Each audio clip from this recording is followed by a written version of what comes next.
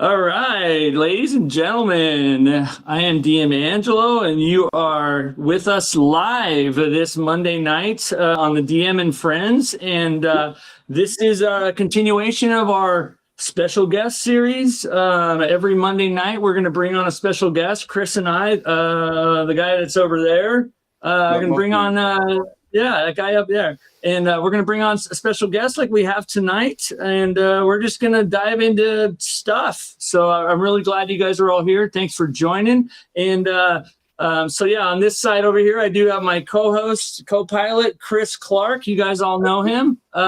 You guys all know him as Chris Clark. And to say hi, Chris. Hi, Chris. Hi, Chris. Oh, yeah. And tonight's special guest is, I'm trying to get these angles right, is this guy right here. We got Lloyd Metcalf. And man, thanks so much for coming on, dude. Well, it's my pleasure. Thanks for having me on. Thanks for look at those teeth, folks. Oh my God, those are gorgeous. So that's a long story, but I took a trip to Costa Rica a few years ago. Right. And nice. Money soaked in a hot tub, and then woke up one morning and I had my dental work. Had white shiny teeth. Yeah. I've still got. How long ago did you go to Costa Rica? I've been there. It's a good, beautiful place. I was there for a week and then 2 weeks, 2 different visits. But I liked it so much that we seriously considered moving there. Oh wow! There's a visa program where if you can show that you make as little as $12,000 a year, you can be a dual citizen. Wow. Yeah, I remember. I'm sorry. Yeah, I remember being there. There's a very large American relocated population there. Yeah, there is. And like the further you go up in the mountains, it gets a bit cooler. So like up in the mountains, it's like they sell strawberries and blueberries like they do here in Maine year round.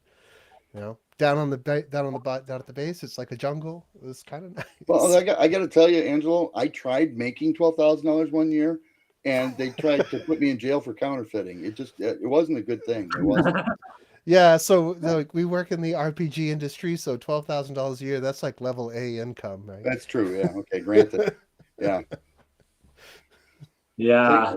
That's when your wife is like, oh my God, I got to get a W-9. I know it's the thing that nobody really talks about, like a dream about having a job in RPGs and being an artist, and nobody really talks about. Like, if I had known how little it paid, I would never have dreamt of that when I was younger. Yeah, I kind of knew what to expect, to be honest with you. Yeah, honey. So Lloyd, we're happy. Sorry. So Lloyd, we're happy to have you on. Thanks again for coming on, and sure. Kind of the format of the show is we're just gonna, I'll tell you what the reason why I reached out to you is I was going through Kickstarter and I saw your latest Kickstarter that is called Tales from the Hearth, and it's a collection of, and I'll have you describe it because I'll butcher everything. But I saw it and I'm like, oh man, I'm a real big short story fan. Right. Because my brain can't. I mean, there's some books that I can, anyways. You know what I'm trying to get at. So seeing a collection of fantasy and short stories, I'm like, okay, boom. So I instantly backed it, and I'm like, man, I should get him on here. So I think you and I have met probably early Gary Cons, and I just remember at that time you were doing some stuff. Maybe there was some collaboration adventures you were doing with Chris, this guy over here, at the time. Initially that's where. Maybe it's okay. Maybe it was Luke. I just remember there was some stuff with that definitely were being published or written or edited or something by you back then. So, but anyways, I'm looking forward to this short story collection that you're putting out. So, tell us. So tell us all a little bit about what you got going on. Well, the Kickstarter is a collection of open-ended short stories. I felt like everybody has a D&D adventure. I've written a bunch of them. I've done enough of those sort of Kickstarters, and it was already Zine month anyway.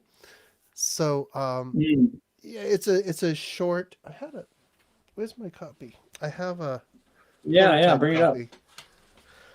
By the way, guys, this is this QR code that's going up here right now is his it links to his Kickstarter that is live right now, actually.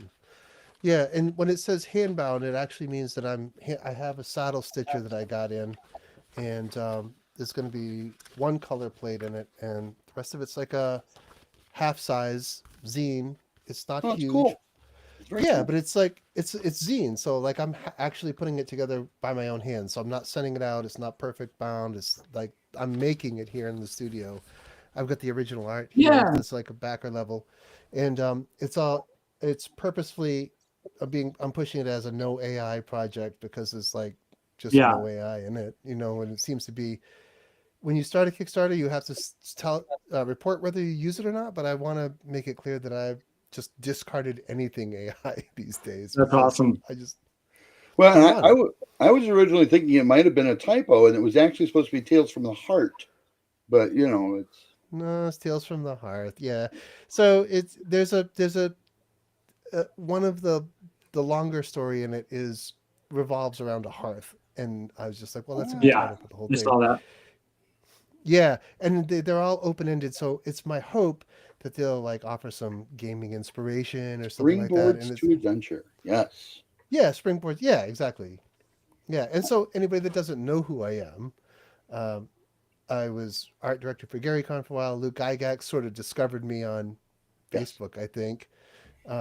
He just sent me a message one day. I was trying to get the hang of digital artwork, and he's like, I just wrote my first adventure, this Akarim thing. Do you want to illustrate it? And I was like, Luke Gygax just, So I was like, well, sure. And then like it was all a downhill spiral. So later I was the art director at GaryCon and then started publishing my own stuff. Did stuff with lesser known than Zach Glazier, and I've done I think 20. This is my 20. I've got a couple that got canceled, so I don't know if this is 27th or 29th Kickstarter. Wow. But Cool. they all deliver early. Yeah, you or on got quite a time. collection under your belt. I was looking the other day, and like I backed some of them in the past too, and that's right because you were the art director. You said for GaryCon back in the day. Yeah, that's from probably like what 7 to 12 or something. I don't remember. So that's when I would have exactly. seen you. Yeah. Yeah. Yeah. Well, that's how he and I ran into each other too. Yeah. Well, And yeah, the It makes total sense. first Yeah. GaryCon I went to, I think, was like 5 or something. Is that the? Yeah, I remember Yeah, spending that a was lot the of time first one I went to. Was 5. 5 was the first one. That was at the old spot where it was the not the lodge. Yeah, I love that. That was Yeah, a at the great lodge. venue. And Luke, I mean, Luke and I were essentially strangers, but I was like, yeah, I want to come, and he helped me find a roommate and like helped me save money to get there, and so. Yeah, that's Then awesome. After that, I met Zach at that one. Then we started doing lesser known stuff, and I really kind of enjoyed that. This is like why I'm doing the zine the way I'm doing it now, because while I was working for Zach, everything was pen and ink on old fashioned paper and scanning it in. Yeah. And I kind of like that, like at first I didn't like the art from Morkborg, and then I discovered that I really liked the art from Morkborg. And I like that visceral, you know what I mean? The scribbly stuff. Yeah. Yeah. And Well, and it kicks your nostalgia button a little bit every time you see a good piece of black and white, hard, what we used to call heavy line art. But when it's well done, it's well done. And yeah. But it just makes me think it's 1985 all over again, Yeah, that was the thing that inspired me to do that stuff, was like the old first edition monster manuals and stuff, Yeah. Like, yeah. Because like it felt obtainable, I guess, except for the Larry Elmore stuff. But I mean, I think. But you can't do the cartoons either, right? The guys with the mouse ears on, this better work. That one, you can't do that. Yeah. Hey, so Lloyd, Dreg, who's a very, he is a dedicated follower of this channel, always on, always very vocal. Dreg, thanks so much. He just backed your Kickstarter, which I'll bring the QR code. Yeah, so thanks a lot, Dreg. We do have a question. You're gonna get questions in and out this whole time, but let me bring this up on the screen. This is a fun one. So if you were transported into the world of D&D and all fantasy games and had to make your perfect character of yourself, what would you choose? Race, class, multi-class, if you want, etc. You want it, you got it. I want to hear your answer, Lloyd and Chris. Oh, wow. I would probably be a hobbit that didn't have to tend his garden, that had like Samwise tending my garden. Like I'm happy to not leave the house and eat really good food and Oh my God. play with my dog and go fishing and things. So, The simple things in life. Yeah, I love it. yeah, It's I've kind of the accepted definition of a hobbit in the Shire. we live pretty inexpensively here, so like I feel like I'm in semi-retirement. I don't have a 9-to-5 job. I'm a terrible employee, So yeah. Okay. Chris, what about you?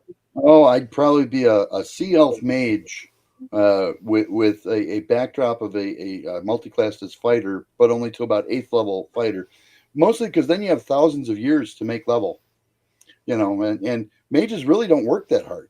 You say a few words, things explode, you collect the loot. I mean, that's the kind of lifestyle I like. Yeah. And my answer is, and I've answered this before, but my answer is I'd be a paladin. No reason why. All right, you guys. Well, and just wanted you to know I'm here. Thanks, Agile. Abs, I'm so glad to support the channel. Thanks so much for coming in, man. Welcome, you guys, everybody, for joining. We have Lloyd Metcalf here. There you go. Hi. Hey, just so you know, Lloyd, you're not the first person. You're not the first person I've messed up names on. But anyways, thanks again for coming. But yeah, so you were talking about some of the history, some of your resume, I guess, of things that you've done. And keep going, man. Yeah, well, the most exciting was, I'm sorry, Chris, but the most exciting was getting contacted by Luke Gygax to do his illustrations. But I've done stuff with Chris, but I worked with a lot of people in the industry. And it's like a lot of the old guard, like people that were kind of like heroes and names that I saw on the spines of the books that had been on my shelves for decades. So, but you got past the hero worship stuff, right? And figured out they're just folks. Yeah, they really are. Some of them turned out to be, pretty grumpy with me and whatever, But hey, I learned a lot from Frank Menser, and honestly, like Frank, the thing that I learned from Frank Menser was to use a contract. I think he's still a little grumpy with me now because we should have had a contract, But it's part of the illustration biz. Like I was not a practiced illustrator either, so if I'd come into RPG illustration with illustration experience, I would have known that anyway. Hopefully, we'll all get over it. We'll all get over that stuff. But I recently took a hiatus. It was getting to be too much to have like all the contracts and try to keep the deadlines. So that's why I have the Dragon Wagon and the food truck. Yeah, it is. It's a lot of work, but it's a lot of pressure more than it's, and if your art isn't coming out and making you happy, then it starts to be this burden, Yeah. So illustrating for myself, I get to do everything at my own pace. That's true. A lot of people, when I was doing maximum HP zines, a lot of folks were a little upset that I wasn't doing them monthly, but like I just didn't want that pressure of the deadline. So I'd rather have quality and produce them when I'm ready, Well, and once people find out you're working on a project, then they constantly bug you, is your map done? Do you have that preliminary information to send out? All of that, for people that might want to contribute to the project. Yeah.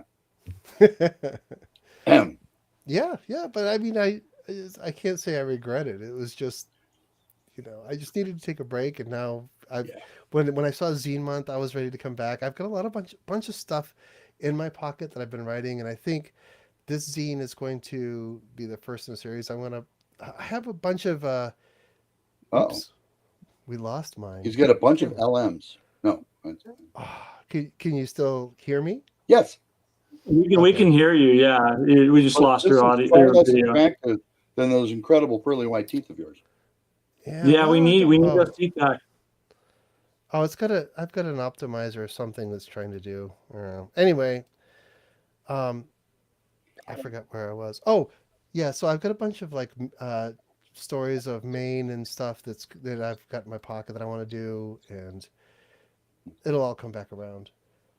Hmm. I think I might need to restart it again. You can go ahead and do that if you want to come back. Go ahead. Chris and I will blabber for a little while. So you guys that are on right now, we up on the screen, the QR code is for Lloyd's latest Kickstarter, and I think that the backing, if I'm not mistaken, is as low as $3 to get a copy of his of this incredibly low priced stuff. Yes. Yeah. Get on there and scan that QR code and get a copy of it, man. It's going to be. I'm a lover of short stories, so I'm super excited to curl up next to my cat in bed and read away. But yeah, Chris. So what was the last project you, or not last, but can you name some of the projects you and Lloyd worked on together? Well, I did. I sent in a few things to the Max Hit Point zine, and it was after that we wrote a couple of dungeons together. Now, I don't know what you're doing at the half-hour mark, but I don't know if I should be mentioning those adventures out loud, in case there's some special contest you're going to have or something. Well, yeah. And so at the third, that's a good kickoff to that. So at the half hour, yeah, we just lost Lloyd. He's going to have to restart to get back on here. But at the half hour mark, guys, I'm going to ask a trivia question, and you have the chance of winning a PDF copy of those damn goblins. So that's we're gonna send that out to you guys. So I have a pretty cool trivia question. It's an AD&D trivia question. So and for those wondering, it's not a curse word. Okay, there's actually something holding back water in this adventure. So yeah. Welcome back, Lloyd. Yeah, sorry about that. I don't know. It's okay, man. It's okay. Pay the bill, Lloyd. God, no, I'm kidding. Yeah, it's okay. I just mentioned that at the half hour mark, in about 12 minutes, we'll do a giveaway. And I have a AD&D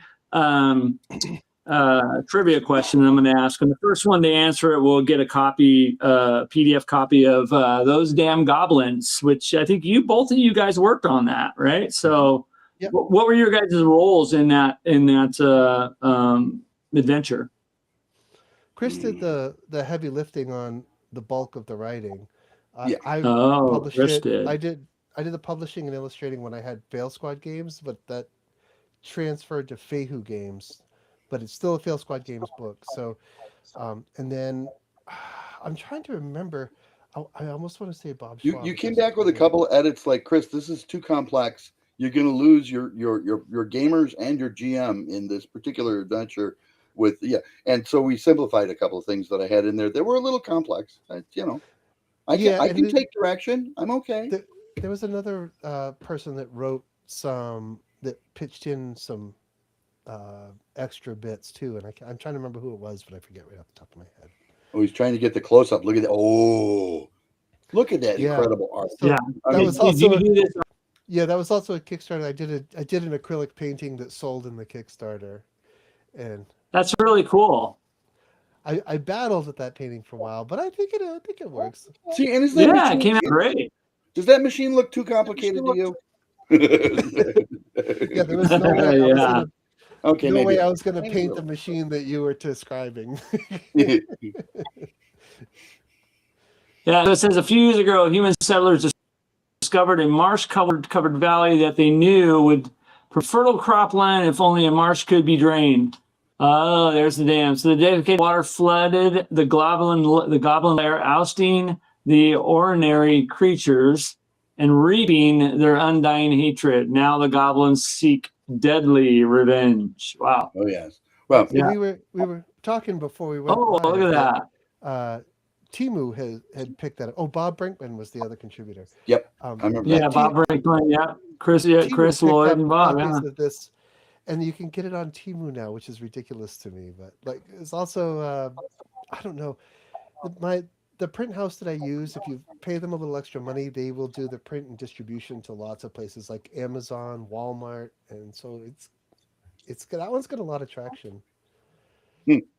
Yeah. What is your favorite system as far as being a gamer? What is your favorite? I guess your favorite system to play and your favorite system to write for. I like the red box, but Okay. first edition is just as wonderful. It is that was my but that's I think everybody prefers the system that they learn to play the game with. Yeah, it's So totally that I way. got I got the red box, and then we got the blue box, and then I got the AD&D book. So I like AD&D, but now I've kind of I really like Swords and Wizardry a lot, and I like Osric, which is back to Yeah. first edition. Yeah. Yeah, Osric first edition. Yeah, yeah. Well, and I How like about writing? Wizardry. the trolls, but Swords and Wizardry with one saving throw. That's kind of nice, though. Yeah. How about for writing for? Because I mean, when you write, what Yeah, do you? I'm not a good writer for fifth edition. I've discovered that, and so I'm a little embarrassed to say, but some of the 5e conversions that I did um, don't play through the way I think they're going to, because there's a lot of moving pieces in 5e that I'm not familiar with. So like, right. I can set up some scenarios, and then like a thief will just walk around it or something. Yeah. So writing for first edition, because I know it and it's my comfort level, and if there isn't a rule for it, you make one up on the spot and write it right into the module. Yeah, right, I mean, be able to balance the like encounters. Yeah. it's like eating cake. You know it like the back of your hand, and it's Yeah. it's But a common. when I go to a convention, though, I like to run BX. It's just it's GM friendly to run, and it takes away a lot of the stress of knowing everything in the book. Yeah, yeah. You're not alone in that. I mean, I think the most on this show, especially, I've asked people, and yeah, people say it's kind of harder to write for fifth edition. I'm not saying that it is. It's just been a preference. I think preference. Yeah. It's not a. Oh, I can't do this. It's not second nature. I think for a lot of people, but I've seen a lot of commentary. I look back on the red box, and it's a lot of folks say that it's really disorganized, and I never thought it was until I reread it, and I'm like, yeah, it kind of is all over the place. But its intent was to lead you into gaming, to teach you the process while you were going through the book. Well, and that's why there's a table I think of that contents. makes sense. Yeah.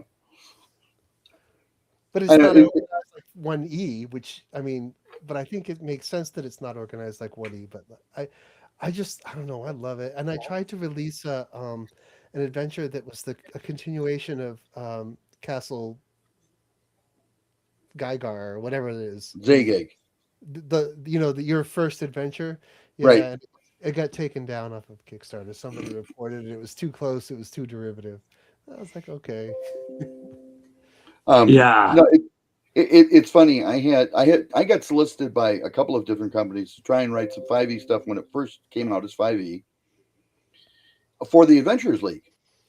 And I said, well, right now, because I just finished another role-playing system, and what it was not as important to this conversation, but so I'm used to writing mysteries right now. Do you let people play the same adventure more than once in Adventurers League? Oh, yeah. Well, how does that work if I write you mysteries? If you've already been through the mystery and solved all the clues, oh gosh, you scored 100% because you played it before. Yeah.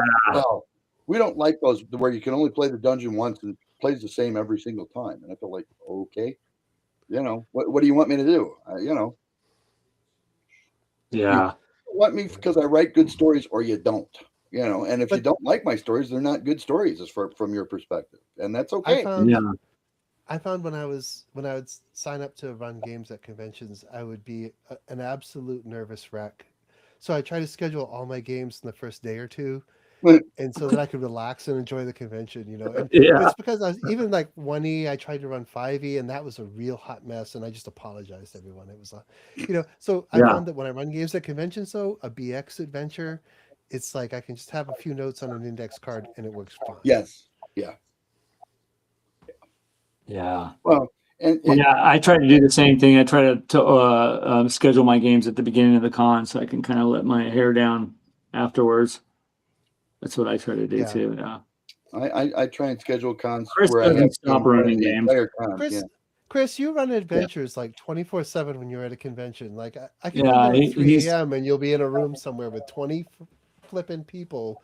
Like, I'm like, how do you do that? Jeez. Well, you know, it costs you money to be at a show. I mean, you know, you got to make it worthwhile.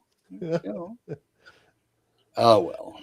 So anyway, the new thing that I'm doing is just being a free range creative. My friend Sherry gave me this title, a free range creative, because I have the food. I told her I had a food truck. I was writing D&D stuff. I was illustrating. She's like, "You are a free range creative," and that is like nice. stuck, right? So now we were talking like just before we went live again. I don't know.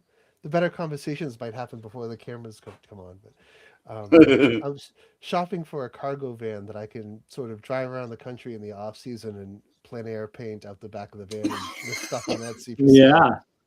Yeah. Well, I So don't know that's if a good it'll work. segue into cons. So what cons are you what do you frequent? I know you're going to North Texas, which you know most everybody. I mean, everybody on the show will be everybody here is going to North Texas, and I think a lot of the viewers too. North Texas is by far one of my favorite cons. It's the size, the people that are there, it's the warmth, it's every last bit and piece of North Texas. I love it. I don't miss any year. I've missed a couple, but I try to go every year. But what are Yeah, some I of the missed a cons you couple. like to go to? What's Before that? before the pandemic, I was a guest at like 7 different cons that year. But Mm, I kind of rely on people to let me contribute or be of service in trade for a place to stay and a way to get there. Yeah. So this yeah. year I'm just going to North Texas, but my summer is packed Okay. full of food truck stuff, you know, so I kind of have to balance it out. There's a couple of cons coming around Maine around here that I'll probably pitch in and contribute to. I didn't go to Where are you SnowCon at this year, but I exactly? like that. Maine. I'm in Maine. southern You're in Maine. Maine. Yeah. Okay, nice. Yeah. He's in the main part of So the United States. the It's main part. Okay. Jag just mentioned the how to write adventure modules that don't suck. I almost forgot about that one. I did contribute to that. They get a little blurry after a while. I'm trying to remember You were a part of what I this, right? contributed. Yeah. Like something worth fighting for, but I think it was just like allowing characters to have friends and not kill them off as the DM, or not use them as bait for adventures. Just let them have friends and have it. I think that was the essence of what that piece was. Yeah. What year did I'm trying to remember how to write adventures that don't suck. When did that come out, guys? That was That Oh, one? look at that. Yeah, that one. yeah. Well, I Christian remember has the date. exactly. I mean, I'm trying to remember when that was copyright when it came out. I'm a chicken. 2017, sir. Oh, there you go. When we were all much younger than we are today. I'm 21. So I don't know Blair about is you. asking where do you think the best place to live be the closest to the most cons in the United States? Ooh, that's a great I'd say question. I had my plate full when I lived in Milwaukee because it's sort of Milwaukee. Okay. it's in the heartland. I could drive to Lake Geneva, and Mhm. then there was like the other cons. I've never been to Gen Con. It's got too many people. Well, yeah, Indy's about 5 hours. You know, Right, and then there's the one in Massachusetts there, and that's like, kind of a drive. yeah, Not but from Maine, but yeah, it's a from short Milwaukee. flight. I mean, and Milwaukee's got a central. It's a hub, so you can fly Yeah. cheap. Yeah. How far of a drive is that from to North Texas from Milwaukee? I mean, I guess that's a question for you, Chris, because you drive from Milwaukee's pretty close to you, right? Yeah, We well, did it if in we 3 drove, days, 2 yeah, days? it's Milwaukee Airport's 15 minutes up the road. If we drove straight through, which we don't, because we're old. Okay, Lloyd Yeah. might be 21. We're not anymore. Okay, Yeah, Lloyd, he is. He looks 21 too. Yeah, but no, it's 19 hours on the road. it is 19. Yeah, so And that's so what you do Lloyd, I'm 7 days. driving. Wow. So Yeah. Lloyd, I'm driving to North Texas this year. I usually fly, but I'm going to try bringing all my. I run a boot heel game and last time I actually packed it all in a suitcase, and a lot of stuff didn't make it, obviously, because the buildings and all that stuff. Then you have to reassemble. So I'm gonna pack everything in the trunk and drive, and I think it's 21 hours. I live in Montana, so. Yeah, that's going to be a fun trek. I'm looking forward to it. I'm going to do it in 2 days. If I can get the van, I'm just going to drive the van down. I've got a couple of weeks ahead. I got a week ahead and behind the convention that I could just be on the road and camp out in the van. So I might do it. I mean, it's a long flight though. It's like a 7-hour flight, but it's going to be a longer drive from Maine. Let me tell you, Maine to. Oh man, yeah, that's got to be the furthest, I think, for all of us, right? Like it's got to be at least 26, 27 hours anyway. I would imagine. Oh Yeah, it's got to be. Easy. Yeah, but I'll do short days. Yeah, we had a guy from our gaming group that drove. What was that? Okay. I'll do short days and stop and paint scenic vistas out the back, and Cruise control doesn't mean you can going back and paint, right? Okay. Yeah, I do a piece of art every year for the midnight auction at North Texas. So, Yes. If I can show up with a handful of other art, I usually come home lighter. He actually did a naked chick one year. A naked? I like it. What?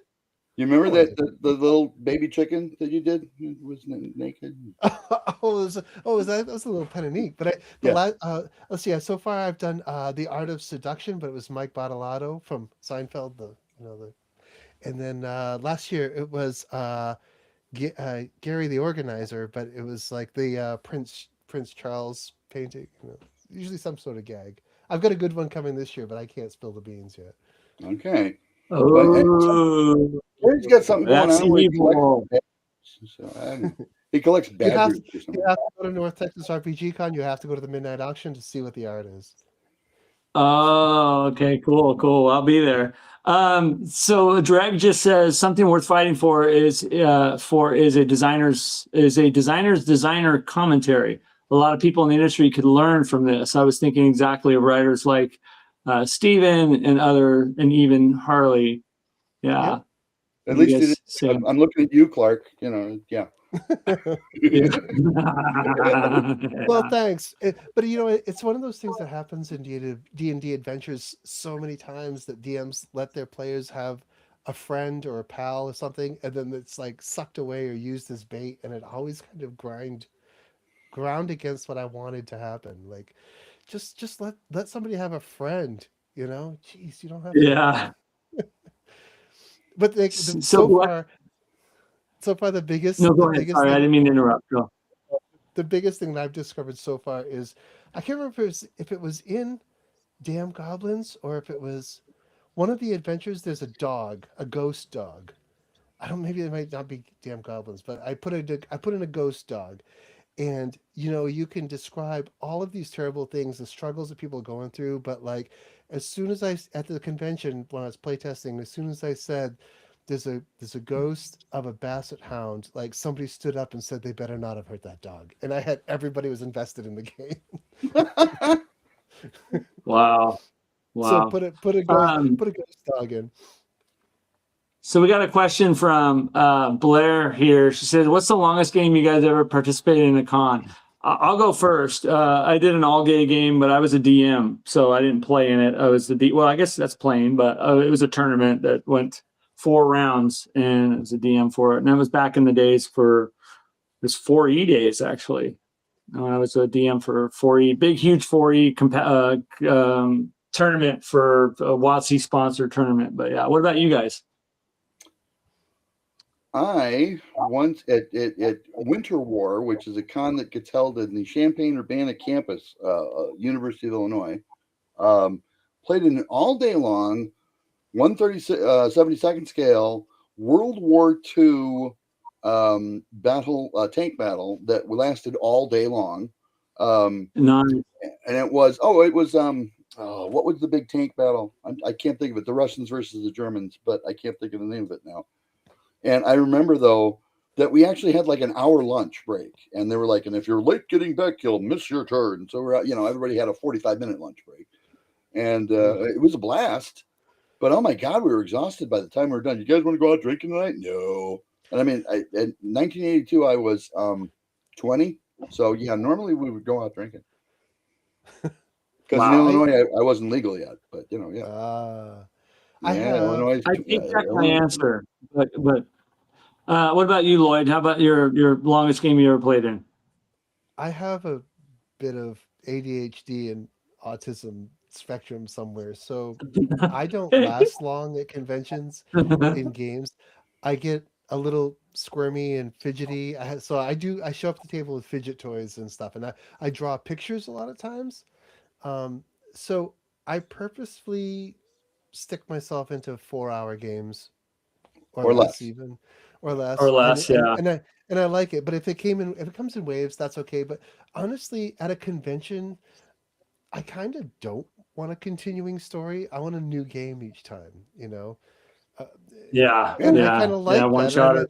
Because I mean, honestly, I try to get along with everybody, but if somebody at the table is like bothering me, it's only a 4-hour game and I can get through it, And I just go on this like whatever. Yeah. I don't know, but I mean, personally, I played in the game with a friend of mine that lasted like I don't even know, like a decade or more. I don't remember. We topped out at level 32, and the characters retired as gods. Yeah. But like as I recall, I think Stephen, one of those characters, I think Stephen Fafner has showed up in an adventure somewhere as a background character, as like a wandering. He married a dragon, and this is the short story, I promise. And he ages forward and backwards, and he wanders the land giving out sage advice to people. And I think he was a bit part in one of the adventures. I don't remember which one. Well, we've all awakened in the morning and thought that perhaps we had married a dragon. I mean, we've all been there at least once, but hopefully it's a passing thing. Hopefully, Well, we had my friend John take over as DM briefly, and he was not good at keeping the rails on, and he gave us wishes, and I wished to have a gold dragon, and he kind of said okay. And oh my goodness, the other DM was a little upset about it. We rode with it, it worked. It was like we would rotate DMs. There was 3 of us, and we just went for years and years and years. Oh, it was great. First edition into second edition. Yeah, which really isn't very different. Yeah, it's the same game with just like a few couple proficiencies, some overpowered spells. That's about it. Yeah. Well, we discovered. I've said this in the past. Yeah, I've said this in the past. The glory of old school D&D, and that's Redbox, Move, all DX, BECME, first edition, and even the second edition. The similarities outweigh the differences in them, and that's the glory of that. Like I can play an adventure that's made for BECME and bring it into AD&D. I could, all that stuff, and I think that. That's the glory of it. That's my true love of it. By the way, I take back my answer. Back when we were kids, we would start after school on Friday until everybody passed out on Sunday morning, and I was a DM. So that's my longest D&D game. So, but that wasn't at a convention though. Oh no! Oh, was a question about a convention? Yeah, the convention was at a convention at a con. This was okay, yeah. So I stick with my same thing. Yeah. Mr. Rourke, welcome. Yeah, he says thanks for coming on, Lloyd. Awesome. I do have a. What's that? Huh? We're almost 40 minutes in, boss. I know. I'm going to get a couple more people on, and we'll do that. Lloyd, here's a question or a remark from Dreg, if Lloyd has something from 2017 to say that the top 5 living designers could learn from today, then I really think he's one of the best people pushing the industry into greatness. Wow, isn't that? What a nice thing to say. As long as you think that, I mean, no, I'm kidding. I just have to remain humble and agree, I guess. I don't believe the humble part is actually. Look at that smile. Look at that $1 million smile. I love it. Hey, so you guys, I'm going to do a quick little, we have a giveaway that we want to do, and this is the time. I have a question that I'm going to ask. It's AD&D related. So the first person that puts in the correct answer in the chat will win a copy of Those Damn Goblins that I showed a little bit earlier, the revised version PDF of it. Chris and Lloyd both were part of this coming to fruition, right? Is that the right way to say it? Okay. Yeah. So my question for you guys that are on there on the chat, and you can look it up, but the first person to answer is, what is the armor class of a skeleton in first edition? All right. I hear pages. Anyway, first person to put it in. But you can't say whatever the DM says. I think that's the right answer. That's the right answer. Number. Yeah. Did I leave out that skeleton wearing plate mail? No. Is the skeleton wearing a helmet? I mean, you can. Yeah. What's in the monster manual? How's that? Maybe I'll be more specific. No, and this is the. What were you gonna say? He's wearing the German barbarian. Dreg, you are correct. It is armor class 7. So, Dreg, I'm going to get your email address and I'm going to pass it off to Lloyd, and you'll receive a copy of those damn, not the bad word damn, but damn goblins. Congrats, Dreg. It'll be a drive-through RPG, so it'll be there forever as long as you have the account. Yep. All right. All right. So yeah. So tell me. I'm interested personally. So tell me, were these stories that you're putting together for this Kickstarter? By the way, here's the Kickstarter. Get on here, you guys, and back his Kickstarter, Tales from the Hearth. It's live right now, and I think the minimum Kickstarter amount is to back this is $3. Yeah, but you can just donate $1 because it's fun. I mean. Yeah. I think it's the smallest reward is $3, and it's the PDF version of it. Well, and the top PDF version is $3, and then I saw you do an update yesterday where you were actually cutting the printed copies, right? So right. So I did my prototype, so I had to learn how to use my saddle stitcher, and I printed this here, and I'm undecided. I may have the covers printed out and then do the interiors here, but I'm doing all the hand binding and stuff myself. It's all human made. Yeah, you're doing all the fulfillment yourself and all that stuff, printing and everything. What is the price for the basic? Let's just say the basic model. For I have to look. I think it's $8 for the print copy. Let me see. Print copy is $8, and then there's I think it's like the post lady said it was $2 to ship it. Then there's a collector's copy, I think that's 10, and it costs a couple bucks more to ship it, and that ships in a rigid envelope, and I'll sign them, and I don't know, maybe remark it depends how many. I can only remark. Right now I've got 16 of those, so I can probably remark those a little bit with some kind of doodle or something on them. And then there's a friend bundle with a bunch. And then there's the original art, which has got a couple of gouache paintings and all of the interior illustrations that were not digital. I did a couple of the interiors are digital pieces that I did on my iPad, but not AI, but digital art, and then the paintings. Yeah, well, this is a non-AI project. You stated that earlier that it was so there's like the gouache paintings are this size, the interiors. Yeah. Nice. Here, let me make this bigger so everybody can see that. You mind bringing them up again? Oh, sure. Yeah. So this is part of the original art. So there's the it's one of the scenes, Trails of the Wilderness. Oh, my focus. And Nicely then done, man. Yeah, it looks great. I can see it really inside good. back cover is part of the story. Ooh. It's a frost giant. He comes to the village. Oops. And so they're Yep. all Yeah, it looks open. good. I can see it. Beep. Oops.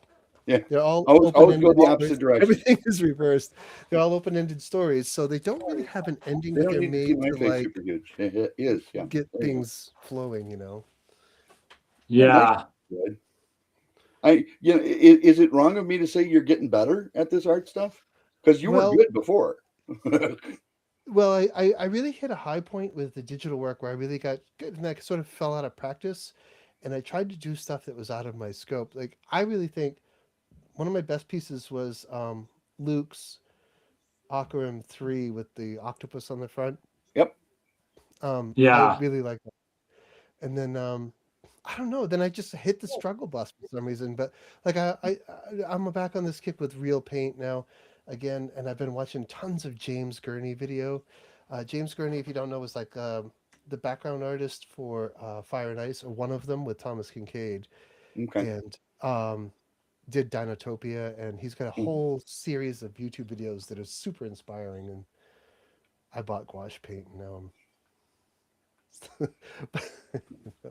I guess So- that's off topic. Yeah. Yeah. All right, you guys. Yeah. So here I'll put this up again a little later, but yeah, this is the QR code to his Kickstarter.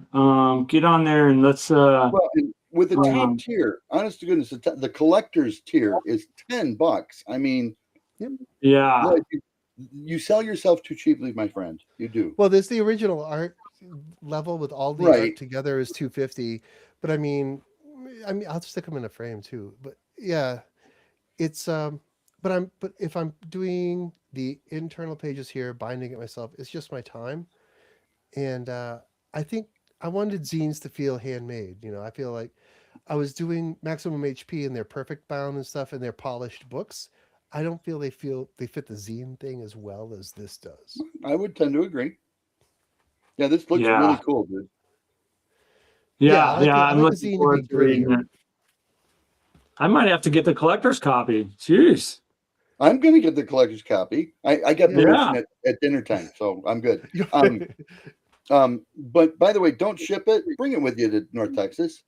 I'm gonna have a bunch of them at North Texas, and Yeah. I'm gonna follow this up with like a bunch of stories from Maine that I have in my pocket, not D&D related. These are actual like real life stories, but it'll be a zine, and I'll probably have them like with the food cart and stuff. But I'm gonna bring Well, that one to I'll make a Texas, too. huge scene in the middle of the con, crying at your feet until you put a nice personalized signature in it. So yeah. Yeah. Word on. Yeah, you can do that with mine too. You can bring mine to the con if you want. So, because I mean, it's just around the corner too. It's just crazy. I know. I have to buy my flight. I have to buy my plane. Don't make it sound like it's sooner than it's going to be, Angelo. You make me crazy. Right. Well, if I'm going to drive, I won't need a plane ticket. So maybe it's good that I didn't buy them early this year. Yeah. I got my hotel already, so. Yeah. I don't know. It's such a long drive, though. I might have to call Chris if I break down. Like, come pick me up in Pennsylvania. If you get a stuck brake or something, because I'll oil it up for you. Oh, I remember You remember that, don't you? His brakes bound up on the way to Texas one year, and he's on the way back. The van, I think, yeah, on the way back. I had a stuck caliper. I tried to. And all I did was pour oil on it. 3 brakes are enough to stop the thing, and it worked just fine. Chris, you're one of those people that's like, oh, I'll just trade the engine out of this car. Like, like you put on a pair of socks. He changes an engine in a car, Wow. So Blair says. So Blair says, let me read this. Blair says, do you take breaks or eat or get beverages or quote cool goth chick fairy drinks and food, or maybe do you okay for what he's saying? All right. Oh my. Okay, so as an event. As an aged goth boy, cool goth chicks can always do stuff. Yes. Exactly. Exactly. Was that what you were in when you were younger? Me? Oh yeah, for sure. Yeah. Oh yeah. Oh my God. You know what? I'm right there. I'm right there. I started losing my hair when I was like in my 20s, so I couldn't keep the hair going. Well, and Dallas has table lunches. I still go to goth nights, so I got friends that are 50 and 60 years old, and we go to goth nights around here once in a while. So Well, I just saw Bauhaus a couple of years back. did you? Yeah, I saw them at Robert Cruel Smith, World, and yeah, The Cure is still he touring. was, Peter Murphy was amazing. He was amazing. Yeah, it was really cool. It was really cool to see them all together. They were all together. Daniel Ash, yeah, everybody. It was so awesome. Yeah, yeah. So. Yeah, that was my thing. I graduated high school with dyed black hair down to my butt. What? Yeah, Oh. that was me. Yeah. I should post a picture on here one day. I got But anyway. I always fit right in though, as I was an artist and hung out with artists, so we just Yeah, yeah. A noble or no charge anywhere. So here's from Dreg too. He says, where did all these BX, BECMI, AD&D, and prior stalwarts come from, and what do we do when we were all here? Where did? Oh, I don't know. What do? We play D&D, I guess. Yeah. We go to North start rolling Texas. dice and hope for crits. You know. We go to North Texas and yell at clouds. I don't know. North Texas is specifically like 2000 and earlier, so 2E and earlier. I remind you in mid bugbear fight that you forgot to check for traps. Oh no! There you go. Yeah. You know, sometimes that's just it. Like at a convention, if you don't know what to do for an adventure, just throw in a locked door, and there'll be 20 minutes just trying to open the door. So, like, just have a debate. You can get up and go get a soda. You know? Yeah. So Lloyd, on this Kickstarter, so with these stories, are these some that you recently have written, or they've been in your brain for a while, or what? Tell me a little bit about that. I'm curious on my side. I started a lot of them. I wrote them this winter, so they're pretty fresh. Whenever it gets cold, I start writing winter adventures. That's right. You did say that. Yeah, but they start out as, I think this might be a cool adventure, but then it doesn't really, it's not long enough to be an adventure. And sometimes I like to have control over what's happening instead of writing this waiting for characters to interact with. So it's just an exercise in writing, right? So see, Stephen King, the other main author that isn't me, writes something like 2,000 words a day or something. I can't hit that. I'm nowhere near that. But like sometimes just picking a couple of sporadic ideas and expanding on it, and it gets something interesting, but it wasn't quite big enough to be an adventure. Yeah. You know, and then sometimes I don't want to end the story because I think it's in an interesting place where it needs to be a cliffhanger. So I like that there's a piece to fill in still, you know? Mm-hmm. Yeah. So they won't hurt your brain, but they are open-ended stories of sort of like what happens next is sort of up to the reader. Yeah. Part of us, we all watch the finales of a series that we love, but part of us wishes that we hadn't after we see it. Same type of thing. You don't want the story to be over, you know? Yeah. Right. Yeah. But I mean, I feel I sent them off to Scott Swift is always my editor, and he's like, "Oh, these are pretty good," and I was like, "Okay, that's all I need to know." So it's my ultimate goal though, to be a good enough writer that I can get an entire page without Scott editing it. That's my goal in life. What's your favorite old school adventure? If you had one that you could pin your point, I would probably limit that to TSR days. So obviously not only TSR, but stuff that's out there. I still like your first adventure in the Red Box. Alina the Cleric. Yeah, I mean everybody wants to save Alina the Cleric. I mean, I replayed it by like solo and with my friends enough so that we could save Alina the Cleric, and yeah, I don't know why that one is so great. Maybe it's just because that's where it started for us. I don't know, but it's exactly why. Yeah, it is. Yeah. But it's a good It's story. exactly It's like, why. I mean, when you enter that castle, there's like a bed where I think there's like a pea in it or something. It makes you like cast a sleep spell, if I remember right. And like, it's just this really, uh, it's kind of exciting. It leaves, just like with this writing, it leaves enough open ends so that you can easily just pick it up and round out the adventure through casual play without Well, a chunk having of playing the minutia in it.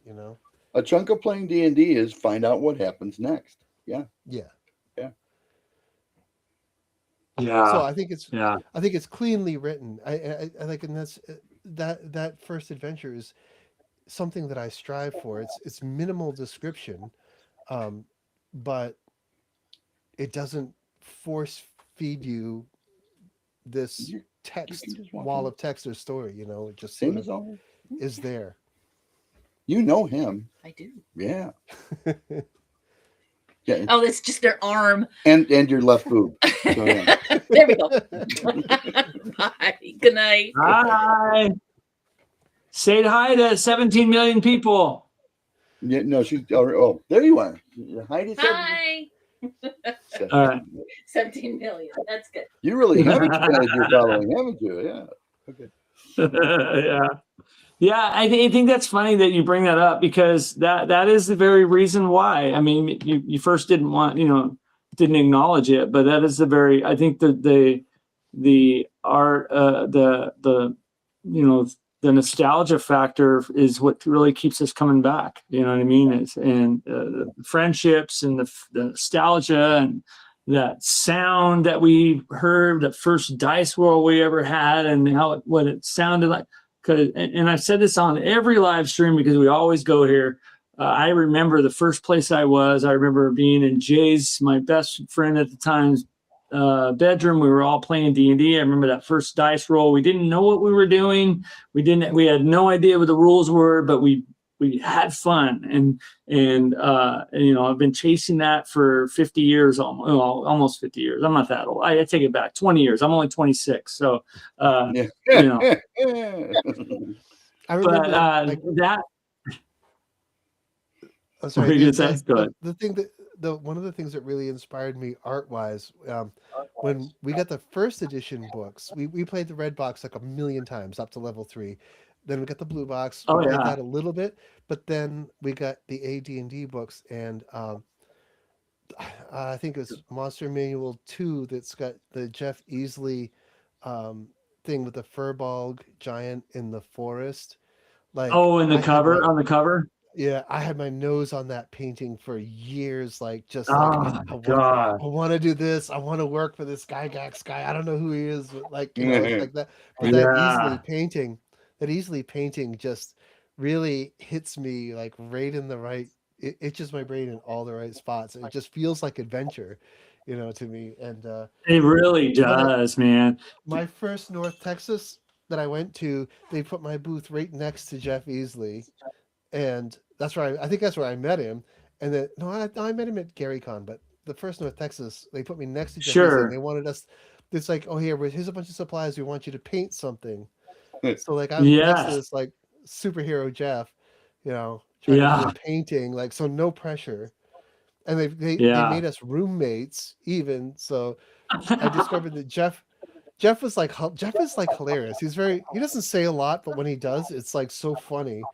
And we're chatting and talking, and Jeff's style of painting is magical. So if you ever get to a convention where Jeff is painting, like, he would sit and he just got this canvas and he just messes around a little bit, and then it's like, well, let's go get lunch, and that's how he works. And then he'll come back and like just dab, and he's got this whole underpainting done. He's like, let's go get dinner, and then dab, and there's a whole painting done. It's just wizardry. That's all it is. But it's really interesting to watch the way he does paintings. And he's given me really great advice. When we were at North Texas, he said, whenever somebody does this to you, don't try to paint a pretty girl, because you'll screw it up and everybody will know. But if you do a skeleton and screw it up, nobody's going to know. Yeah. No, that's what I meant. Yeah.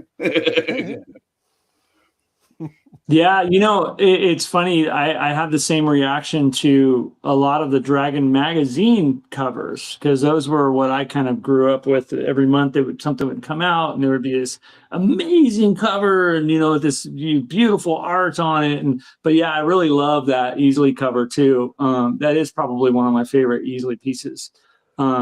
But I have some. my question for this is, and I know the answer to this because I have a favorite, but out of all the Dragon magazine covers, what are your guys' favorites, if you recall? I mean, I know there's so many of them.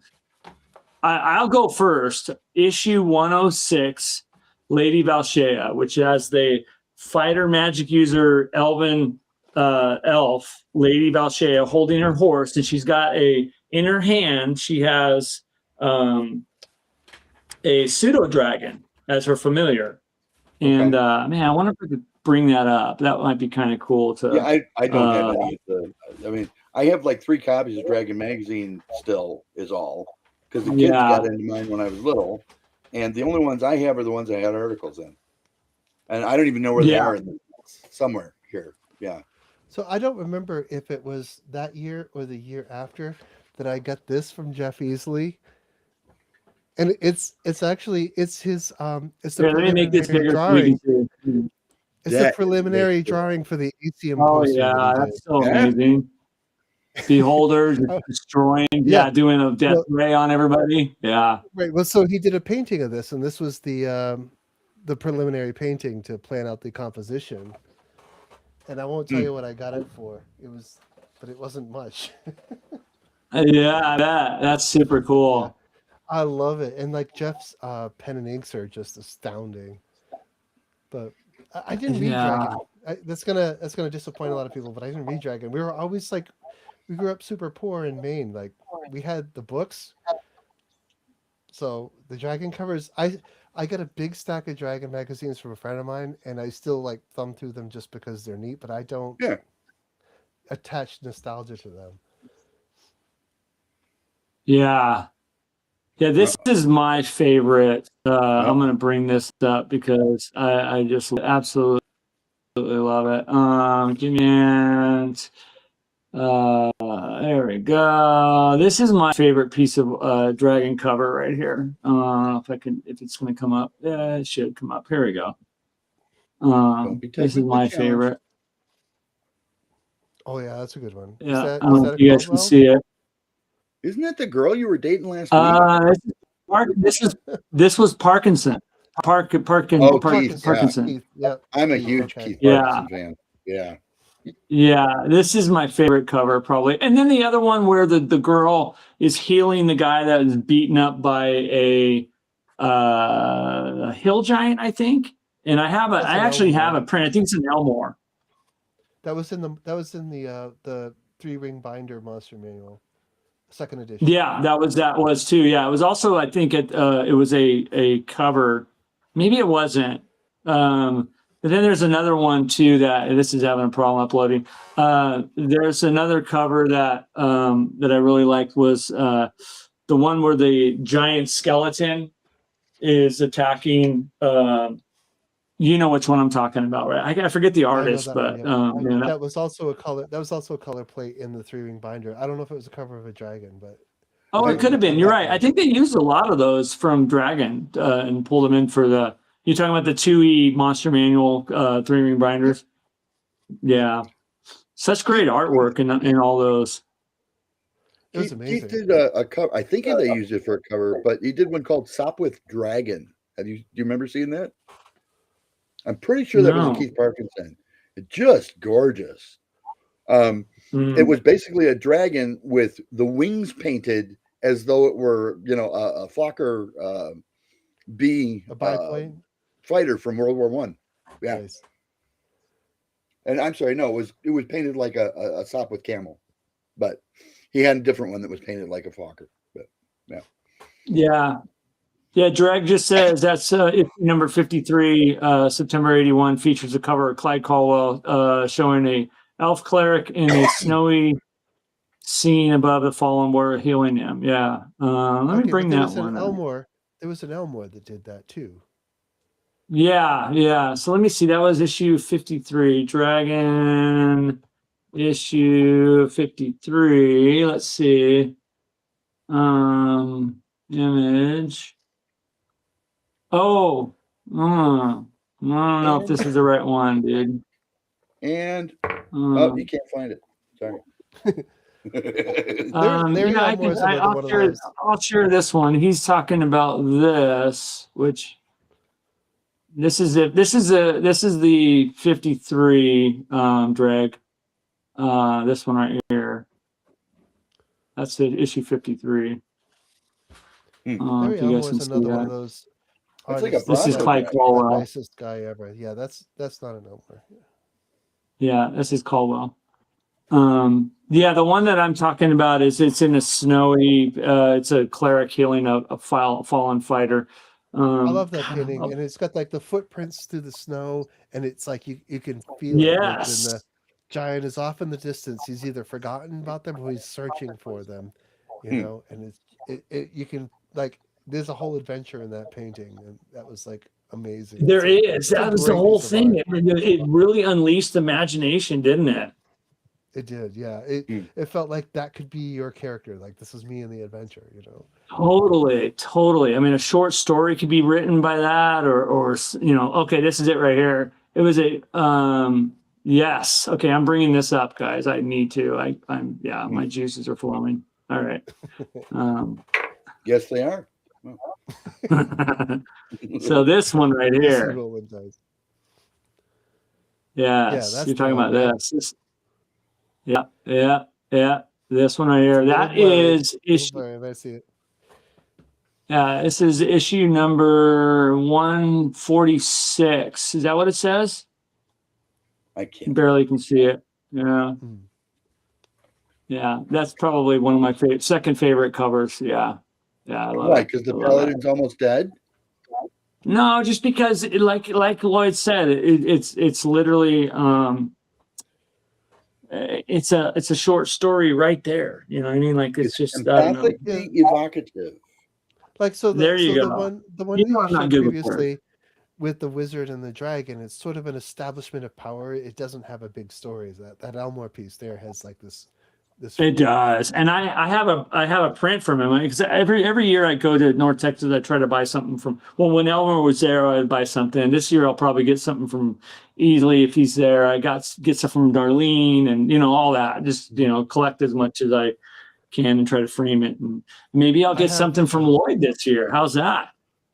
I have Jeff's with this ring print. I have 0 of however many he did, 0 of 350. It was the one that he took to all the conventions. It's the one with the lady fighter, and she's got a giant by the nose ring. Oh, that's a great one. And she's cut up this club.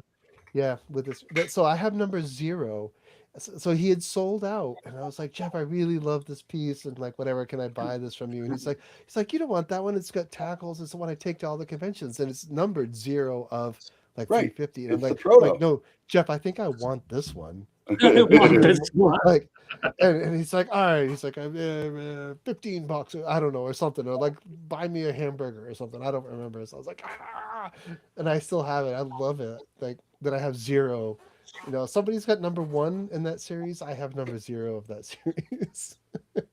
Yeah. Well, we were talking with Mark the other night about, when you get your proof copy back from the printer, you need to open the cover and write proof copy and the date, and then put it on the shelf and don't touch it. This is Chris Clark advice. See, yes, you proof. See, there you go. Yes. Look at that proof. What do you want for it? See that? Some of us remember lessons, Chris. Well, you were always a very quick study, Lloyd. I wish you could have taught me more, but I understand it's one way street. I should have learned some mustache growing skills. Back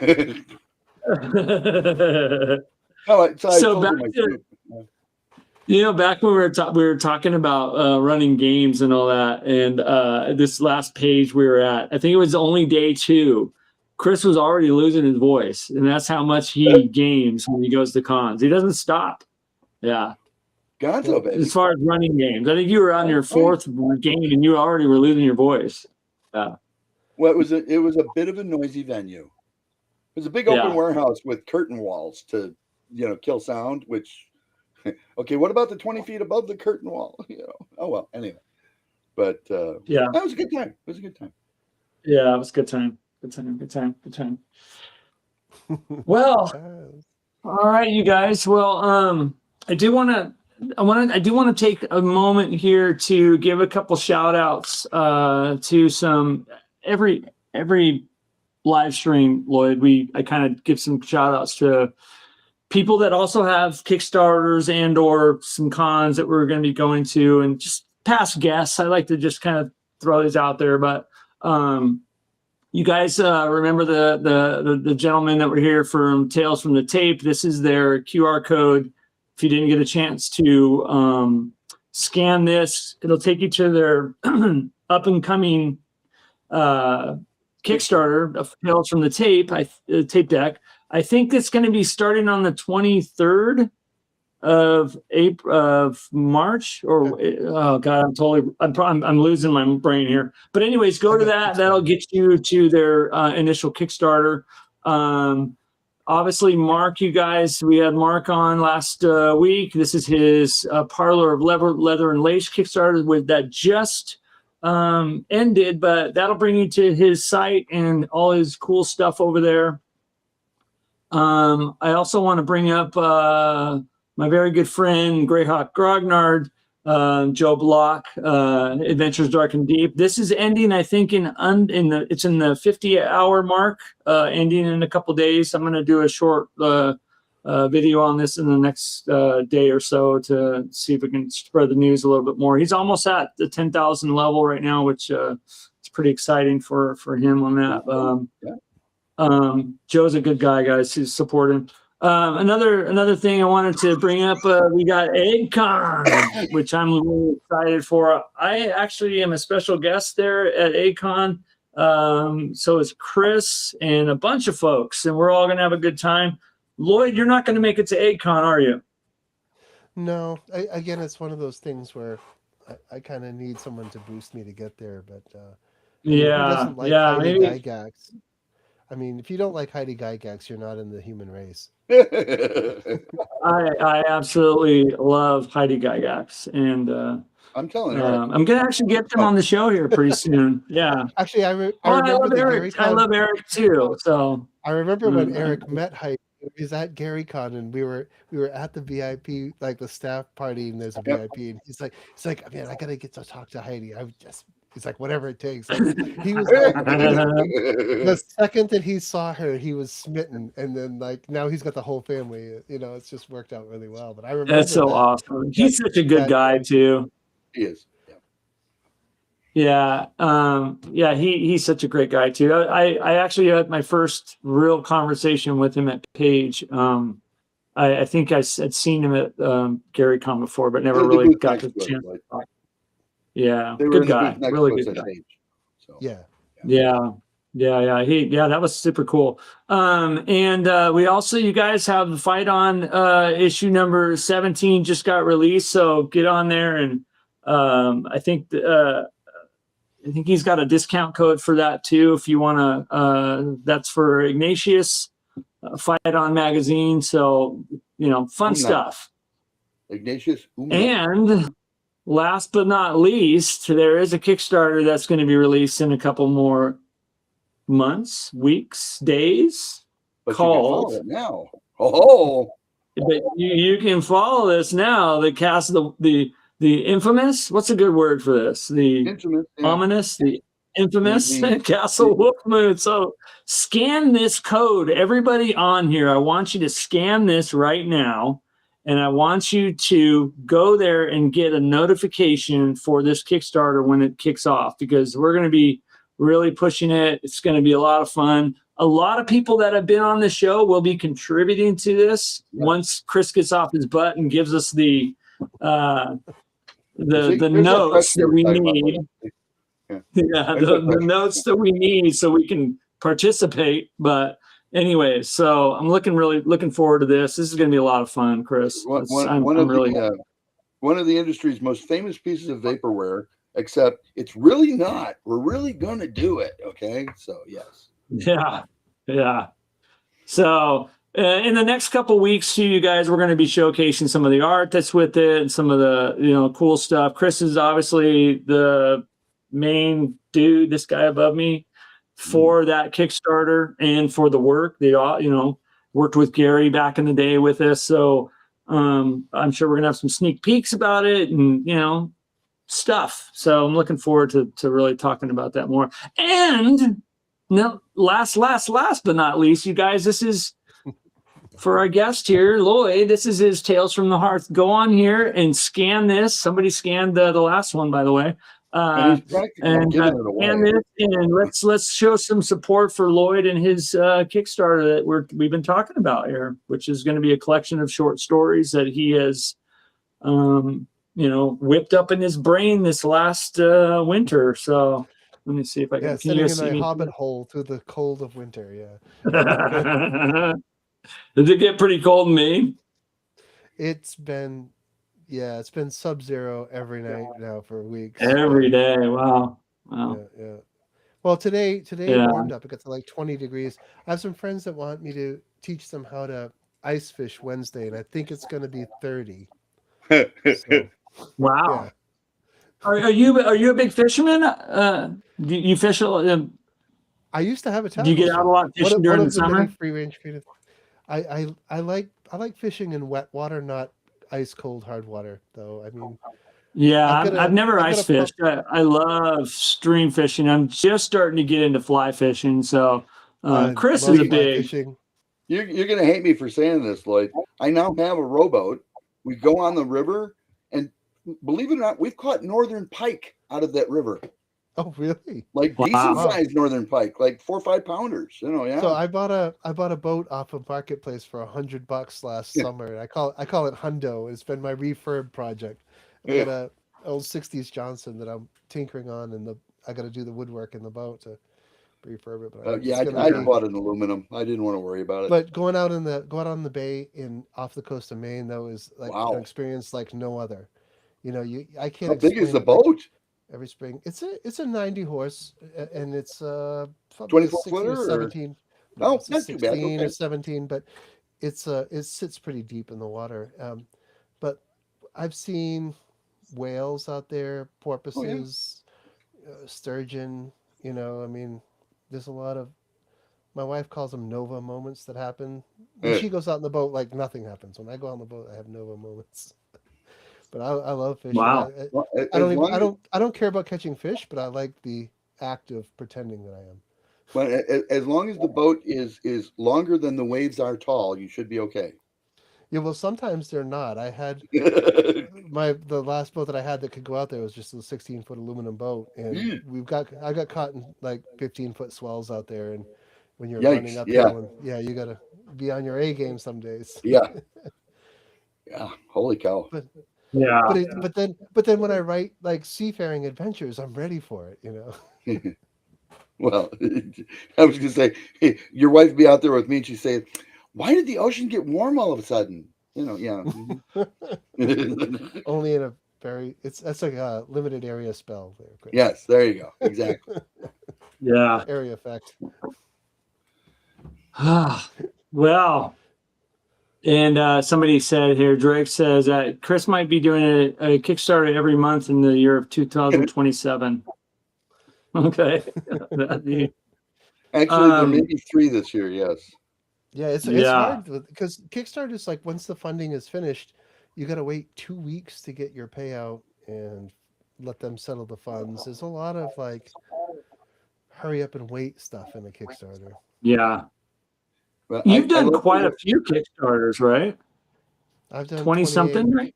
I think 28, almost 30. It's close, and like they've all been on time or early.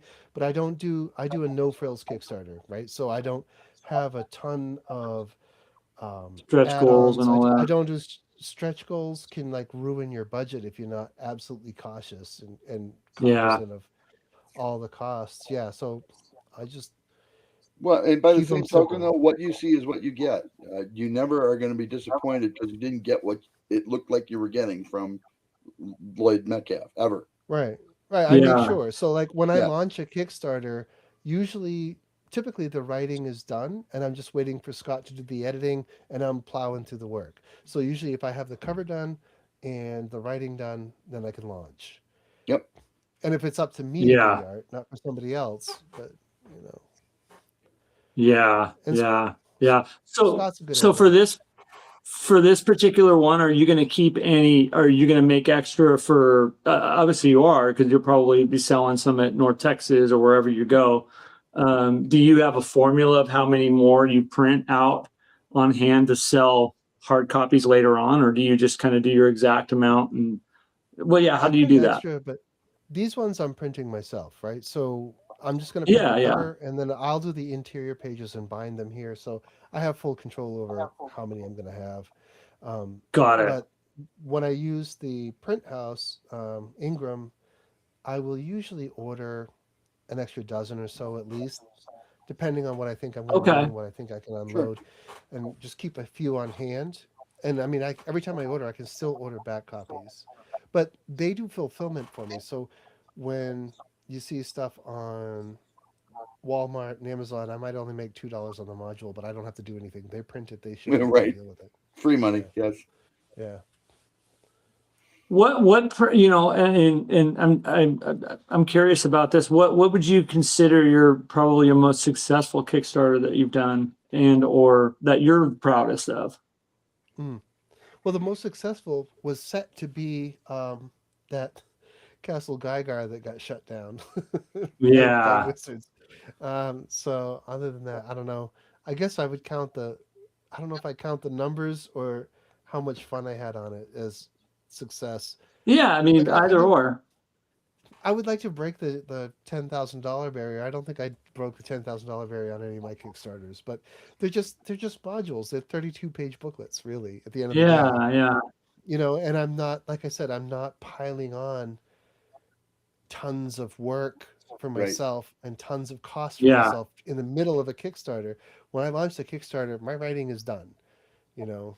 And yeah. if I'm going to No, I promise get it. something extra, I've got it in hand at least. So yeah, I'm my Kickstarters don't have a lot of bells and whistles. However, I can deliver them. When It was was like that was that? the When? I'm sorry. No, go ahead. Go ahead. No, no, That go was ahead. I'm one sorry. of the some of the best advice that Zach Glazier ever gave me is when he first did his first Kickstarter. He's like, whatever you think you can deliver it, add a month to that, and Uh, don't add extra work. Yeah, And so far, yeah. well, this will So be. I'm sorry. Go ahead. no, I was going to ask about if you can you talk about the one that was shut down? Can you talk about like what the whole idea of that, or do yeah, you want to not go there? no, that's fine. I'm happy to talk. I still have people that want it. It was an expansion of your first adventure in the Red Box, the Castle Geigar. Right, so there's like a little Oh, castle. You okay. sneak around the back, I think, and there's like kobolds that attack you in the courtyard, and like the beds with the peas, and um, all that but it's only like one level of the castle, and the rest of the castle is ruined. And then Yeah, in the red box it says go down to level 2, and essentially it leads, it says, well, here's your chance to be a DM. Write yourself an adventure here. Yeah. And so Open ended. Yeah, I saw somebody recently did it. I don't know how they got away with it, but they did that exact project. So I kind of want to do my thing on it, though. It is. It Um, is derivative, but it's it also the is. original project. Or I'm sorry, the original product tells you to do this. Yeah. So Well, yeah, I would think Wizards of the it's Coast a got wind yeah, somehow, and they shut my yeah. Kickstarter down. And I was like, I challenged it, and then like we were getting into this like month-long debate, And and it I'm like, you wasn't know fun what? all of a sudden. Yeah. No, I'm like, Why I'm like, bother? I'm a Yeah. writer, second, I'm an artist. I can make another one. Like, whatever, dude. I think But so you like that know, was Wizards Angelo. that shut you down. That was Wizards that shut it Wizards, down. well, I think Wizards complained to Kickstarter, and Kickstarter put it on hold. Somebody like Yeah. tipped the hat to somebody in Wizards of the Coast. I was like I was going to a bunch of conventions. I probably talked about it, and then I launched it, and it got shut down like a week and a half in. But it was set to break that $10,000 barrier. But uh, I feel it was a pretty good adventure. I had Bargle in it. Um, Is that the one that we had? No, Curtis was in the adventure that you wrote, Chris. That was in the Damn Goblins adventure. That's Yes. right. Yeah. So No, Greg just Castle isn't. Misdemeanor. That's right. Yeah, Castle Misdemeanor. Yeah, That's what I meant. Yeah. B13. Yeah, I'm trying to vaguely remember what B13 looked like. It was, and I Yeah, think I think I used the word misdemeanor, and then there was something else in the story. I actually used the words Dungeons and Dragons, but I didn't put them in that order. But I guess it was close enough. I don't know. yeah, yeah. You got to I be must have pretty careful with that, I think. I must have buzzed Yeah, somebody like a little too close. I must have barnstormed them a little too much. But it yeah. was, but God, that's- frankly though, it did work out. But like a few weeks later, Wizards came out with something along that line. Like they must have had a project in the works. Like they came out like a year or so later. They came out with something that was similar. So they must have been still working on Mm. it. Any thoughts of maybe rebooting that, kind of doing it a different way where you wouldn't be flagged? Yeah, I don't know how to do it without being flagged because to I want people to know where that adventure is coming from, Yeah, right? yeah. That's the So, problem. so how do you set that up? once I they mean, take the fun out, why do it too? Because, like you mentioned, we Yeah, don't do that's it so that we can sucky become thing. fabulously wealthy. We do it because it's a good time and it makes enough money that the phone doesn't ring with people looking for money. right? And Yeah. that's about it. Jason Brown has asked me like 2 or 3 times, like, "Hey, can I get a copy of that? Just give me your notes on it." And I'm like, I don't know if I can find Yeah, them no now. kidding. Honestly, No, I think I have them on an external drive I somewhere. was gonna say, sell the notes Yeah, at the Dallas auction because believe me, somebody will buy them. yeah. But I mean, Yeah, but you can. That's the glory of Dungeons and Dragons. So it's not that hard to come up with like base concepts for an adventure. The hard True. part is writing it, making it cohesive, and making it work. Hmm.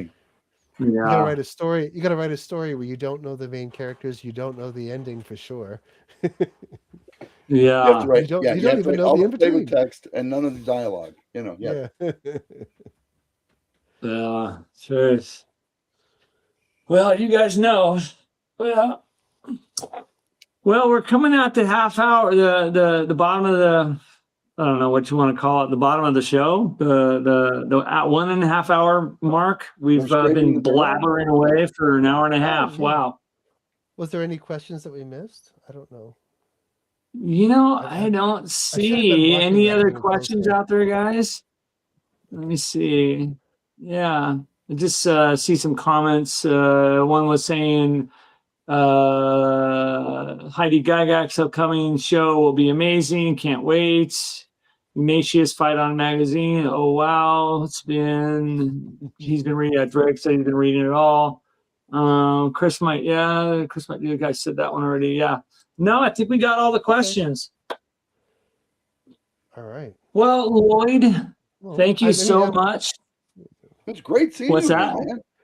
Yeah, Yeah. I'm happy to do whatever we need to do here. So I'll stay on and we can, or not. So I mean, I don't know. Greg How comes long in do with you run? a last minute question. If you want to tell us about the plight of Good Feels being both a writer and an artist in the trade, Lloyd. Oh, I thought I saw him do that one in passing before. Yeah. Well, the plight. I don't want to just be a complainer though. So the good part is that I essentially ended up doing whatever I want to do and doing the Yeah. fun part. I mean, writing adventures and illustrating and um, being a guest at conventions. I love being a guest at conventions. It's tough for me to run adventures because it's a lot of like nerves, but like I usually do an artist gathering at conventions. I get to talk with other artists and talk about um, being an artist in the RPG world. The struggle is RPG artists are notoriously underpaid. Like when I stopped working for other people in the RPG industry, which wasn't that long ago, I was getting paid less than per piece than I did in 1991 for a local tourist magazine. Wow. So Yeah. doing like color quarter pages for $30 or something does not, back in 1991 I was getting Oh, I'm a cheapie. $200 for that, so so we don't get paid a lot, but I think self-producing and stuff gives me the satisfaction and gives me, and like just being a one-man operation, it gives me the chops to make a little bit. Yeah. But this, it's tough because nobody's getting rich. It's like I can't bill somebody $200 for a quarter page in the RPG self-publishing industry, because you're only going to sell maybe 100 copies of something. Well, even at 500 copies, yeah, Yeah, 500 and- copies of in the tabletop gaming world is a lot of copies sold. Like the Kickstarters, I think the most I've ever shipped out of a Kickstarter was probably like 100. well, and don't get me wrong, when I make more money selling the 500 copies as the guy who wrote it than you made as the guy who did all the art for it, that's not right. It should be the exact same amount, in my opinion. Well, 'Cause, luckily, you know, if there's a product that sells well and I have the original art, the art becomes a bit more collectible, and I can Yes. sell the originals. yes, Yeah. However, that's the end of it. It's a one shot, but it's kind of the you really have to be on your A game to find ways to make profit where there isn't any in tabletop RPGs, or find writers like Chris who can just bang out an adventure in an afternoon. I just make it look easy. It's not. It's grueling. I know it's not. I seem to be good at starting them and having the concept, but then like winding them up and finishing them, I lose myself. I have to Well, and walk bear away in for a mind, week. it's easier the more you do it. But if you're not having a good time doing it more, then you don't. Because if this isn't fun, for God's sakes, you make more money working at McDonald's. You know who? Here's a guy who was also a little grumpy at me, but gave me the best advice ever, and that was Jim Ward. And Yes. he would write. He got me to write outlines. So like, just write a basic outline of what's happening, your adventures or whatever. Outline it, and then you just sort of filling in the gaps, and Yeah. that really helped. It helps keep me on track to It does. make adventures that make sense. So just do a quick outline and then write it. And I do that every time you now. can flow chart it if you want as well, which also Flowchart, helps. yeah. But yeah, I think maybe that's a better word than outlining, because it's more what it Jim looks like did at more the flow end. charts than he did outlines. As the guy who went through his outlines, let me tell you, yeah. Yeah. I Yeah. remember seeing some of his notes, and I'm like, I don't know what the hell's going on. Oh my God, yeah. I mean, what the heck is going on here? But like, yeah, I think flowchart is a better word. It's not Yes. really an outline. Yeah. Yeah. But that's the struggle, though. I mean, just finding a way to make it work is finding a way to make a profit. Kickstarter has been nice, but if you don't deliver, or if you deliver a Kickstarter late, you lose your audience. Oh yeah, and you should. Well, that's true. I mean, I am HO, but yeah, you should. I make it worth, and you always have, Lloyd. You always have made it worthwhile to back your Kickstarters. In other words, yeah, maybe you can find this at somebody's booth at a show sometime.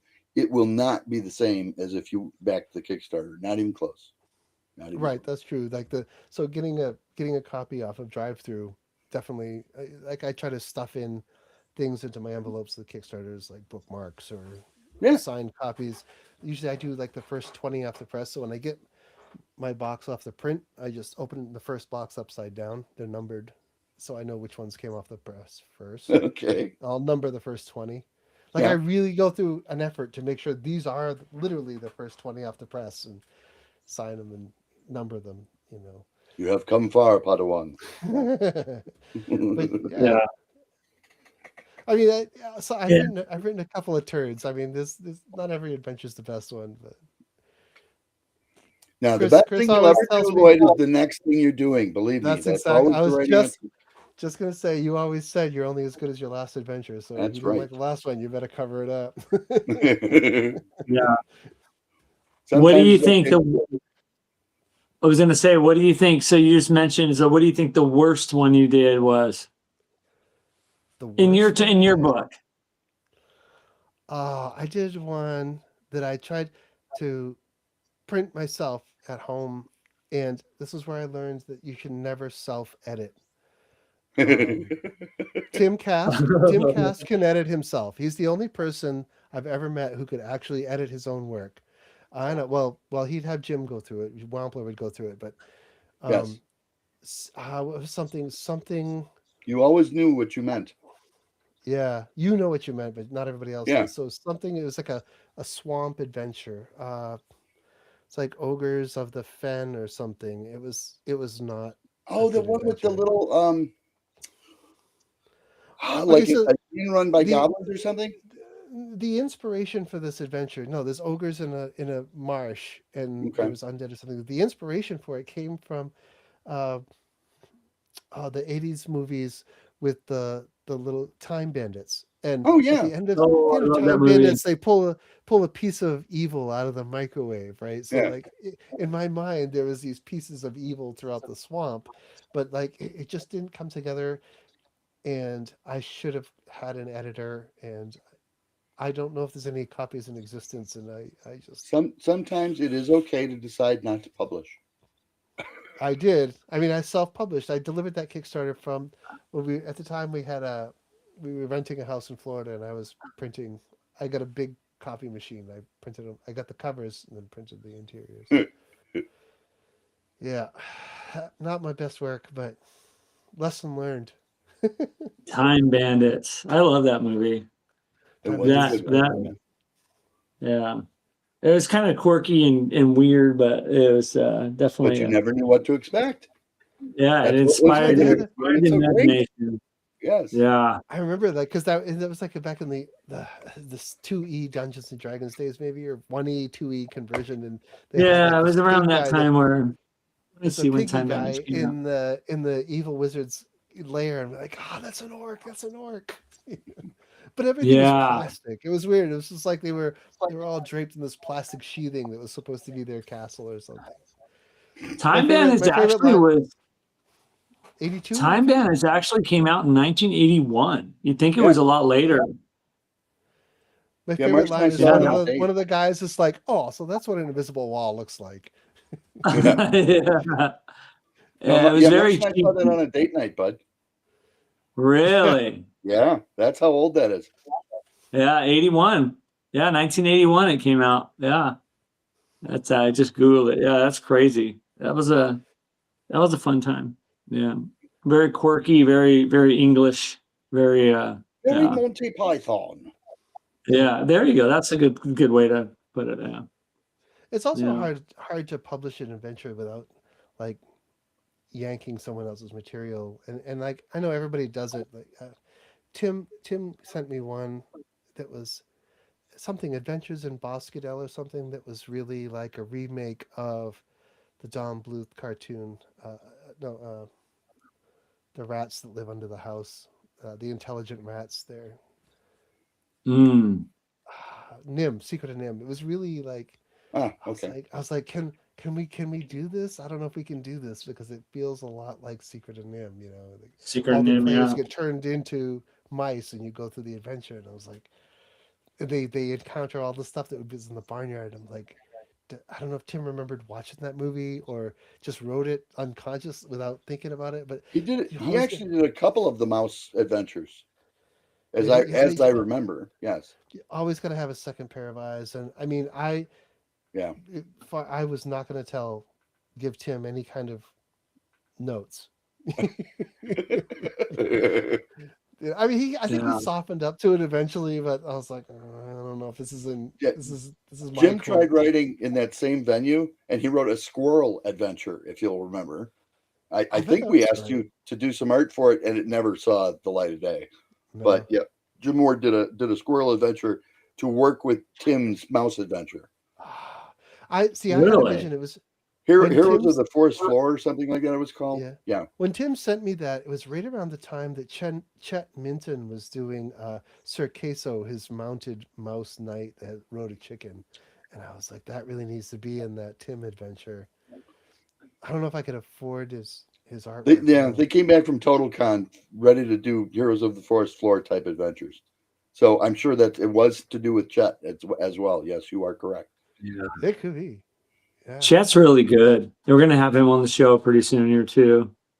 You say I like that. Chet The stuff. public access TV station has given me a show. It's going to be called the Free Range Creative, and Chet was one of Cool. the first people I called to just interview and sort of investigate creative people that think outside the box. Matt Finch and Susie Mosby are actually going to make a trip up here to Maine just for that, and I'm going to feed them Cool. lobster, and they're going to be Oh, on the that's show. awesome. Yeah. When is that starting? As soon as I get my act together and start filming.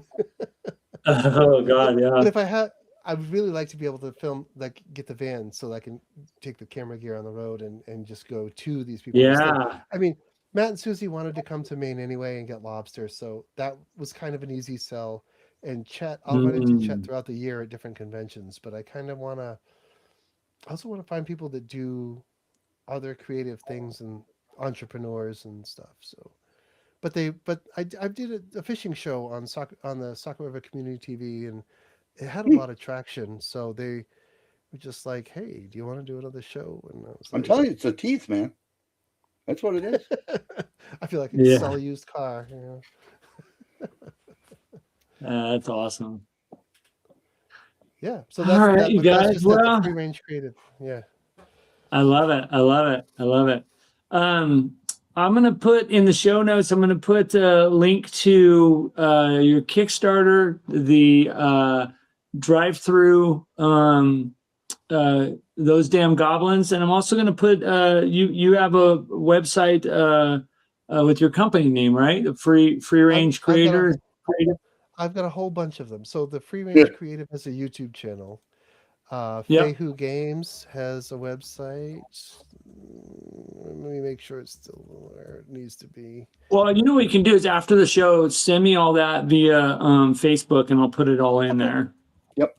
Yeah. Yeah, and I mean, because there really is a lot. So, like, part of the Free Range Creative stuff, I make Yule logs and sell them on Etsy as part of my income. I got this band idea, got the TV show, D&D stuff, going to conventions. There's a long list.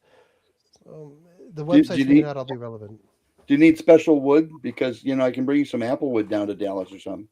I always need birch, but there's no birch out. Well, you've seen my place. There's no birch out there. I have a friend that's got a lot of birch, but like I can't cut it forever, Well, and I have a lot of black walnut. Oof, I just bought a sawmill like last summer. So should I? You want me to bring you some black walnut? I'll bring you some black walnut. Yeah. Well, let me see if I can get a van to Texas first. No, all right. And I won't bring more than a half ton worth of van. Okay. So really, I've embraced living the artist life. It's not just D&D stuff. It's just doing like things, doing artistic things. Yeah. Well, any final words before we wrap this up from both of y'all? My only regret is that I never. No, I don't know. Let's start out with this gentleman over here. Jeez, I don't know. Departing words. Any words of wisdom to share with our audience that will be rewatching this for an eternity? Don't be normal and embrace that. All right, I like that. How about let's see this how guy? old Angelo is. Rosebud. Oh. Chris, any parting words from you? Well, I'm sorry. Rosebud is a reference to an old Alfred. Anyway, yeah. Parting words. I don't know. You know what? You miss every shot you don't take. Yeah, that's how he met his wife.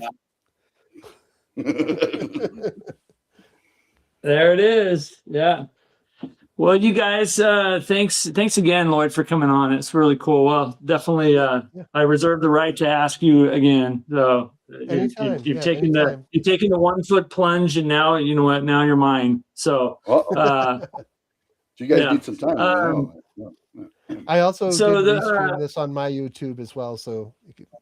Definitely. You guys go and subscribe to his channel, and those of you guys that are watching on his, please come and subscribe to mine for more D&D content. The DM and Friends is started this channel a while back, Chris and I, and we did do it because we just love the game and the game community. So, and because nobody thought he had any friends. Oh no! Exactly. Yeah, and that's why it's called the DM and Friends, because it's all about us. There is a little bit of recap about the channel. I'm continuing my series on how to be a better dungeon master, which I think I'm in video 28. I got another one coming out this week, which normally they'll be dropping on Fridays, with a follow-up, I think, on Saturday, something like that. Every Monday, I'm doing a collaborative video that we're calling Player Tools with Eric Tenkar, and we're both coming together on that, which has been fun. Wednesdays, I'm releasing some type of Greyhawk content, so you guys stay tuned for that. And Saturdays is a video that is a series of, I'm going through all the different NPC classes in Dragon Magazine. And I just did the Bandit, which has been a big hit, which is surprising. I mean, that's not surprising because I think that the NPC classes are cool as hell. Next week, next Saturday, I think, the Bounty Hunter comes out. And then after that, the Cloistered Cleric. So that's going to be fun. Next week, Monday, we have Scott from Thunderstruck Workshop here, and he's going to bring a bunch of cool stuff to show us, and we'll put him out, just a bunch of stuff he's 3D printed. I love his stuff, man. It's super cool. So, and then the following week, we got Ann Meyer, who did the Greyhawk, the Greyhawk maps. She's coming on the show, which I love her work. And we're going to talk about world building on that show. So that's in 2 weeks. Super human being, and will offer tons of advice for free. Super cool. I've been following her for years, and I first met her here at Page, and I was like fanboy, like, you know what I mean? Like, and we clicked really cool, and she's like, oh, of course I'll come on, we'll talk. I'm like, dude, I love the depth of detail she did on those Greyhawk maps. It's just, and it's an ongoing project she has. And I really want to talk about that with her. And I really admire her work. So she'll be on in a couple weeks. We're switching the format a little bit, guys, too. Thursdays are going to be a roundtable where it's going to be Chris, myself, well, if Chris accepts, and myself, and then 2 other people. We're going to have a subject and we're going to talk about it. And, it could be kind of fun. So we'll see how that goes. But that'll be following Thursday, I think. I don't know. One of these Thursdays. But anyways. And Chris's Kickstarter is going to be rocking and rolling. So talking about that shortly. A lot. Okay. Too many times. Anyways. So that's my spiel. I know I'm long-winded. I like to talk. Sorry, guys. That's okay. But anyways, thanks a lot, Lloyd, for coming on. We'll definitely see you soon. Appreciate it. And good luck on this Kickstarter. Thanks. All right, you guys. Take care. Everybody, don't forget, game on.